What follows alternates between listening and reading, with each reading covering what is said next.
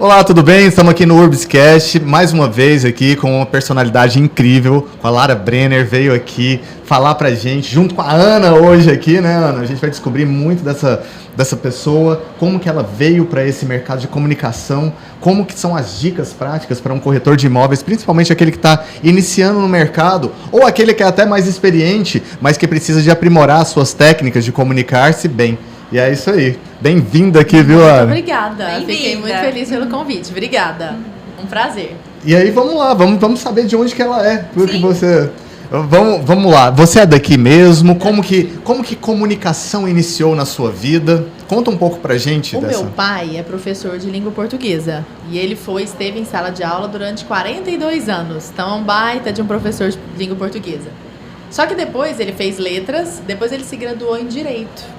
E começou a trabalhar com essas duas áreas dentro do gabinete civil da governadoria aqui.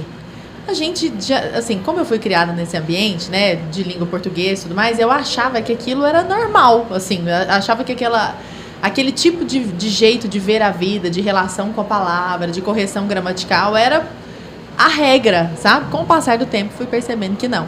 Só que aí, entre essas duas coisas que meu pai fazia, letras e direito, eu sabia que eu queria uma das duas, mas eu fui para direito.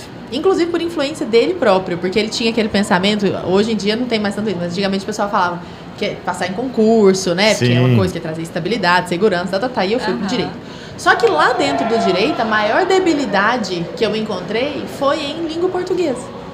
E aí, olha só. Exato, engraçado, né? E aí eu vi que eu era demandada muito mais do que pelas questões jurídicas. Eu vi que eu conseguia ajudar as pessoas muito mais com língua portuguesa. E aí depois eu fiz uma transição que deixou um pouco. Fiz a transição e me tornei professora de língua portuguesa. Isso é um capítulo à parte, também vale a pena depois, sim, mas é longa a história. Mas eu fiz uma transição para a sala de aula. Mas comecei a trabalhar só com isso. Um pouco depois, com cursinhos pré-vestibulares. Eu fui falando, meu Deus, eu preciso ajudar essas pessoas de novo lá dentro do direito, porque isso faz muita falta. E desenvolvi um curso de português jurídico. Aí fui pro digital, larguei o ensino médio. Só que uma vez estando trabalhando com profissionais do direito, eu percebi que isso não é uma debilidade do profissional do direito, é uma debilidade de praticamente todos os profissionais que lidam com a linguagem como instrumento básico de trabalho.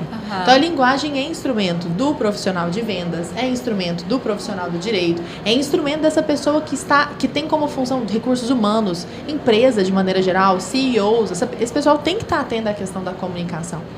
Então, eu decidi expandir, eu saí só do Expressando Direito, que era meu curso ainda, né, de português, eu tenho o maior carinho do mundo por ele, inclusive, e fui expandindo essa questão para a comunicação de maneira geral, porque eu percebi que é uma lacuna gigantesca, assim, é uma lacuna gigantesca nos modos de comunicar, até na consciência a respeito de qual é a finalidade da comunicação. E é interessante isso, né? Porque hoje é cobrado muita questão de outras línguas, inclusive. As pessoas sabem inglês, às vezes sabem espanhol, mas não sabem muito bem o português, que é a base nossa de comunicação, não é? Exato.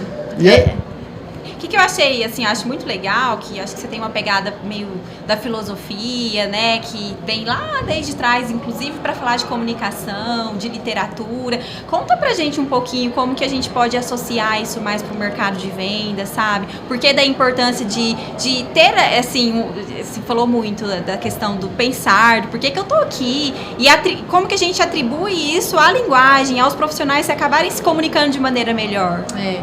Engraçado. Quando eu comecei a dar aula de português, essa foi uma necessidade que eu mesma fui sentindo. Foi um processo de descoberta e de autodescoberta. Porque eu sou professora de gramática normativa. Só que aí, quando eu estudei tudo de gramática normativa, eu falei assim, todas as gramáticas que havia para eu estudar em português, as que me interessavam, que eu já estudei. Aí eu falei, meu Deus, mas isso é uma ferramenta. Português, língua portuguesa, gramática normativa é uma ferramenta, saber as regras é uma ferramenta. Eu tenho que fazer alguma coisa com isso. E aí eu fui sentindo uma carência, por que não dizer espiritual disso, entendeu? De usar essa ferramenta com algum objetivo mais profundo do existencial. Aí eu Perfeito. fui para a filosofia da linguagem. Da filosofia da linguagem para a filosofia é um pulo. Não que eu seja uma filósofa, mas eu comecei a me interessar por esses assuntos, sabe? Porque eu fui percebendo que esse polimento linguístico, esse conhecimento aprofundado da língua portuguesa ajuda demais nesse processo de autocompreensão e de compreensão existencial. Principalmente essas profissões que até é algo que eu gostaria de falar na palestra. Essas profissões que exigem uma dinâmica muito grande, a gente acaba se perdendo muito no para que eu vivo, e qual é o meu trabalho. Perfeito. Então, a gente acaba se tornando o próprio trabalho. Então, termina o dia, você trabalhou, você ganhou dinheiro, você mexeu sua conta, fez investimento, comprou um carro novo. Só esse ter advindo do trabalho, sabe? Falou sobre trabalho, fez curso de profissionalização, tá? Mas quem você é? Sabe? Perfeito. Então, talvez foi para esse lado mais profundo. E assim, levando mais para esse lado da filosofia e aprofundando um pouco mais, a gente vê hoje o conceito de uma transmissão de sentimento e emoção para a compra de um imóvel. Então, talvez aquela linguagem ali, que seria uma linguagem básica, técnica, ela tenha que mudar a forma de comunicação, inclusive para uma linguagem não verbal, muitas vezes uma linguagem não agressiva. Então, existem alguns aprofundamentos e distinções de linguagem atualmente. Como que você vê que o português pode ser um início para isso, um aprendizado do português? Na verdade, eu não diria... Ele é a base, né? Ele é indispensável, porque você só consegue modelar aquilo que você tem. Então, uma vez que você esteja cônscio e que você efetivamente domine a linguagem de fato, você faz com ela o que você quiser. Então, olha, estrategicamente eu vou usar uma linguagem mais afetiva. Mas por quê? Porque você conhece a base inteira.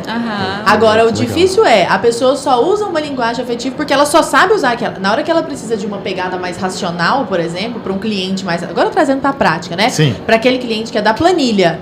Ele não é do racional. Você fala, aqui vai bater um ventinho fresco no fim da tarde. Ele fala, isso não me interessa. Não é um cara... Você precisa ter a outra pegada. Perfeito. Só que você só consegue transitar nisso com fluidez se você, conhece de linguagem e 2, conhece de pessoas. Só que o meio para conhecer de pessoas é a linguagem. É a linguagem. Entendeu? Então, assim, em última análise, nós estamos falando de dominar a linguagem como passo 1 para que eu consiga seguir qualquer caminho estratégico que me seja válido naquela circunstância. Né? Legal. Tudo volta para o autoconhecimento, né? É isso. Mas, tudo gente, volta isso pro é uma autoconhecimento. descoberta. Engraçado. E meu pai, por exemplo, não me falou isso lá, porque ele também passou por esse processo, entendeu? No fim das contas é tudo isso, porque o outro também tem as mesmas coisas que eu tenho. Perfeito. Então, quem é o outro? É ser desconhecido? É a pessoa que... O que ela vive que você não vive, gente? É tristeza, é alegria, é raiva, é um casamento com as suas dificuldades, problemas financeiros ou soluções financeiras. Ela tem a matéria-prima dela é a mesma sua. Então, quanto mais você entende de si mesmo, mais você está entendendo de gente de maneira geral. Mas para que se faça essa sondagem, assim, esse perscrutamento, digamos assim, é preciso que a gente esteja disposto a olhar para dentro. E nesse mundo veloz de vamos o tempo inteiro, a gente não tá fazendo isso. Aí a gente fica meio que vítima das circunstâncias, assim, sabe? O dia terminou, não sei porque que ele foi ruim, não sei porque que eu não vendi, o que tá acontecendo, onde estou, quem sou eu, e aí você... Lara, é incrível. E como que a gente passa mesmo, assim, grande parte do nosso tempo envolvido em coisas, em questões, para se afastar de quem nós realmente somos e que deveria ser, talvez, a primeira pergunta básica a ser feita por todo mundo que nasceu. Eu acho que hoje você está falando, né, é tudo tão rápido, né? A gente não consegue olhar no tempo, precisa tudo para ontem, a gente perde um pouco essa essência, né, de ir no mais profundo mesmo. A gente quer responder as coisas que são práticas, rápidas, do que é para ontem mesmo. Que dica que você consegue dar pra gente, assim, de como voltar a ter hábitos, de olhar menos pro celular? Como que num mundo que exige cada vez mais isso, como que a gente poderia se interessar ainda mais pra linguagem, para esse autoconhecimento, sabe? Eu acho que o primeiro passo é verdadeiramente se convencer de que esse é um caminho bom. Porque assim, não é porque alguém chegou, fez um discurso bonito aqui no meu lado falando sobre autoconhecimento que eu vou. Então assim, enquanto eu não tiver madura o suficiente, madura como ser humano, eu quero dizer, sabe? Pra olhar, exato. Enquanto eu não tiver madura o suficiente pra olhar pra isso e falar assim, isso aqui é bom pra mim, e me convencer de fato, eu não posso ser um cosplay de pessoa em busca da existência, do entendimento de si próprio. Não pode ser isso não é uma fantasia, entendeu? Isso não subsiste por muito tempo, entendeu? Então, assim, subsiste, desculpa, por muito tempo. Isso acaba se tornando meio que um fetiche da pessoa. Então, uma vez que a pessoa tenha se convencido, cara, eu realmente estou vivendo no modo avião. Eu realmente não largo o celular. Terminou o dia, pra mim, e essa é uma frase que me deixa muito chateado quando eu ouço, que é assim, o tempo tá passando tão rápido. O tempo passa igual, a nossa vida que tá sendo escorrida, sabe? Que tá passando pelos dedos, assim. Então o tempo tá igual, é você que tá gerindo mal. Então eu acho que o primeiro exercício é um exercício de contemplar. Mas quando eu falo contemplação, fica parecendo um negócio assim, distante, melancólico. Reflete a vida. Olha pra natureza, põe a mão na... Não é isso. É de terminar o dia, sentar na mesa do escritório, pegar um papel e falar assim, deixa eu pensar nesse dia de hoje. Também não precisa pensar a existência inteira, sabe? Não é isso que eu quero. É muito mais prático do que parece. Como é que foi esse meu dia? Esse meu dia valeu a pena? O que eu fiz de errado? O que eu fiz de mal? Quão vítima do celular eu fui? Porque, em última análise, a gente tem vários mecanismos. Você pode desativar as notificações. Você pode colocar um timer. Vou ficar só 1 hora em rede social. Quando der 1 hora, a não ser que você trabalhe. No meu caso, eu trabalho com rede social, eu fico muito mais, né? Mas aí você sabe qual é o melhor para si mesmo. Então, 2 horas, por exemplo, de aplicativos. Na hora que aquelas 2 horas baterem, ele vai aparecer já te notificando. Então, nós mesmos começarmos a nos acautelar com isso, sabe? Com as próprias ferramentas que já estão disponíveis para nós. Anotar, conversar sobre isso. Terapia é muito bom. Mas, às vezes, conversar com o cônjuge, com o parceiro, tipo, deixa eu me entender aqui, onde nós estamos no nosso casamento, sabe? Onde nós estamos na criação dos nossos filhos, na nossa profissão. O que nós estamos fazendo na nossa vida mesmo? E é engraçado porque, aí você pode me perguntar, o que você está vendo num podcast sobre vendas? Tudo! Uma pessoa sólida, uma pessoa coesa, essa pessoa consegue transitar pelo mundo fazendo qualquer coisa mais bem feita que as outras. Porque ela é a exceção. Ela é a exceção. Perfeito. As pessoas estão perdidas, sabe? De maneira geral. Lara, e assim, vamos pegar de uma forma prática. Uma pessoa que quer aumentar o vocabulário. Porque você, nessa conversa aqui, você usou palavras bem bacanas, bem interessantes e tudo mais. E aí, assim, eu queria saber, assim, o que você poderia dar de dica prática para um corretor iniciar nesse processo de aumento de vocabulário? E aí, se você falar leitura, eu queria saber, assim, uma dica prática para ele começar a gostar de ler. Existe algo nesse sentido? Existe, claro. A primeira coisa do gostar, tem até um livro super legal, se quiser começar por ele, é um livro antigo, é século XIX, chama Educação da Vontade. Legal. Mas ele tem umas coisas lá que não servem mais para o nosso século, sobre casamento, são umas ideias meio, assim, ultrapassadas, digamos. Mas a parte que ele fala sobre domar as vontades é muito legal. Porque ele fala o seguinte: não adianta tentar fazer sua inteligência e seu afeto, suas emoções concorrerem. As suas emoções sempre vão ganhar. Essa é a premissa. E você ainda vai dar um jeito de validar isso com a inteligência. Então, tipo assim, você tomou uma decisão errada, você sabe que tomou uma decisão errada, mas era aquela decisão que você estava sentindo que queria fazer, aí você vai justificar por meio da inteligência, mas também, né? E aí você negocia por meio da própria inteligência. Então, o que ele fala? Não adianta tentar fazer a inteligência vencer a emoção, ela vai perder. Então, usa a emoção a seu favor. Como? Se eu quero começar um novo hábito, crie um clima bom. Então, assim, eu vou passar uma tarde na livraria para escolher um livro. Vou tomar um café, vou comprar uma blusinha, fazer um lanche lá, vou com alguém agradável. Vá à livraria e olhe para a cara dos livros e veja que livro te interessa. Você está numa pegada mais de vendas? Estou numa pegada de eu quero bater todas as metas? Vai na seção de vendas. Estou numa pegada mais quem sou eu? Vai na seção de... ou de filosofia, ou mesmo de best-sellers. Porque, felizmente, as pessoas têm começado a olhar mais para isso. Um cara tipo Jordan Peterson, por exemplo, né? Que tem uma literatura palatável ali, agradável. Então, vai lá, olha a capa, olha a contracapa, vê se aquilo faz sentido para você. Para você olhar e falar, nossa, isso aqui chamou minha atenção. Não leia porque alguém sugeriu. Tipo assim, ó, alguém fala, você tem que ler A República, sabe? De Aristóteles. Você não vai adiantar, sabe? Você vai pegar esse livro e vai achar um saco. Qual é a sua zona de interesse? Primeiro ponto. Segundo ponto, clima agradável e organização de tempo. Então, pega um cafezinho, pega uma água, senta ali. Lara, mas eu não tenho tempo, meu dia é corrido. Acorda meia hora antes, acorda às 5:30 da manhã. Não é uma decisão que você tomou na sua vida? E faz isso ser bom ainda por cima. Senta num lugar agradável, tá calmo, vai estar sem tanto barulho. E começa aquilo. E outra coisa, essa ideia de eu vou ler um livro por semana, não vai. Ainda vai ficar com raiva de si mesmo depois que eu não deu conta. Faz assim, eu vou ler 5 páginas por dia. Começa lendo 5. 3. Eu vou ler um parágrafo por dia. Metas possíveis, né? Possíveis e minúsculas. E pensa assim, é só por hoje. Só por hoje. Ah, mas em uma semana, 7 vezes 5, são 35 páginas, é muito. Não. E hoje? São quantos? Hoje são 5? Então, hoje. Amanhã eu negocio comigo mesmo de novo. Hoje eu vou ler 5 páginas. Amanhã eu falo, venci ontem. Assim como atender o cliente, né, que vai, que volta, não desistir também, né? Também é assim nas vendas, né, esse processo. Pois é. Uhum. Então, assim, e nisso a gente estabelece a paciência, gente. Desenvolver a paciência é assim. Sobe aquela bilis aqui, você tá com ódio, as pessoas falam... Não vou fazer. Aí, depois que você faz isso umas 20 vezes, você já tá tranquilo já. Porque aquele hábito tá arraigado. Exercício físico é assim. A criação de todo novo hábito tem que ser acompanhada de um bom sentimento com relação àquele hábito e de perseverança. E de pensar pequeno. É hoje. Não é no final de um ano eu vou ter lido 30 livros. Não vai, ainda vai ficar frustrado. Perfeito. Até porque, assim, tipo, a questão de um hábito novo, ele também vem com um monte de desafios, que coisas vão acontecendo ao longo da jornada daquele hábito para você validar se você quer de fato aquela coisa, né? E pode ser que você conclua que não. Pode ser que você conclua que não.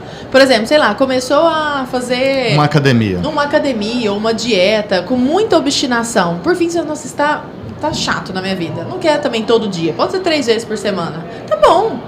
Faz sentido na sua vida que sejam 3 vezes por semana? Mas aí entra o processo de autossondagem. Será que faz sentido mesmo? Ou será que eu estou negociando porque dá trabalho? Perfeito. E a gente sabe essa resposta. Porque tá sempre no autoconhecimento e tá ali. A gente sabe essa resposta, sabe? Lara, e qual que é uma dica que você daria assim para um corretor que está iniciando no mercado, para ele assim entrar no mundo da linguagem, né, e melhorar essa linguagem, lapidar essa linguagem dele, para ele ter um acesso melhor ao cliente que ele está atendendo? Mas aí você levantou a bola para eu cortar, né? Faz meu curso. Não tem outra alternativa. Porque lá dentro eu trabalho muito isso. É um curso que tem 16 horas, chama Texto Irresistível. E o objetivo dele é principalmente textual, comunicação textual, mas... Dicas de como escrever como escrever bem, muito bem, na verdade. Que então, ponto 1, escrever muito bem. Exatamente, escrever muito bem. Mas engraçado, essas atividades de escrever, pensar, falar, são atividades interconectadas. É muito difícil que você desenvolva um vocabulário legal, uma segurança para escrever e não melhore seu jeito de falar, sabe? Então, legal. Assim, essas coisas são... E de pensar também.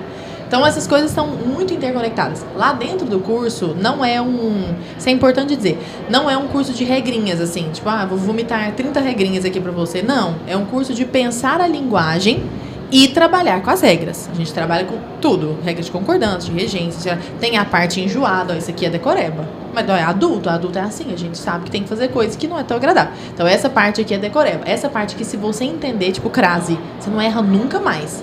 Sabe? E como construir um texto claro, coeso, coerente, objetivo, como alcançar essas qualidades do texto. É muito legal o curso, não é porque é meu, não. Incrível. Fica o convite. É isso daí. Então, assim, pra mim foi incrível, né? Uma história incrível. Pra mim sempre é.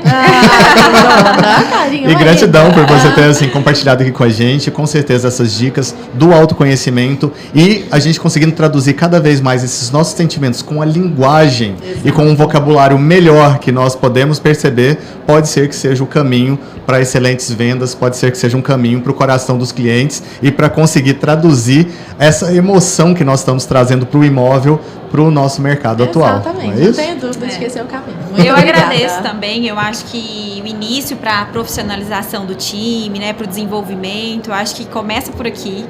Eu tenho certeza que começa por aqui, então com certeza é muito enriquecedor. Prazer é meu vê-la pessoalmente. Prazer é todo Obrigada mundo. mais uma vez. Alegria. Obrigada pelo convite. Sucesso para todo mundo, pessoal. Obrigada.